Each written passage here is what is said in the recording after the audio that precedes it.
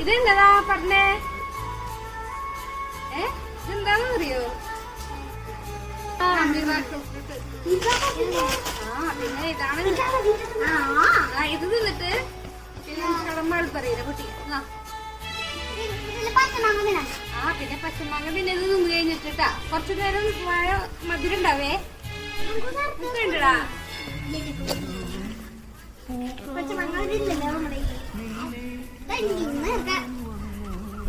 ഇതില്ല. മൾബറിയുടെ അടിക്കോ എന്താന്നറിയോ? മൾബറി നല്ല പുളിയായിരിക്കും. അപ്പൊ നമ്മളിപ്പോ നീറാക്കത്തോട്ട് തിന്നില്ലേ, പിന്നെ ഇത് കഴിക്കുമ്പോ ഇത് നല്ല മധുരവും.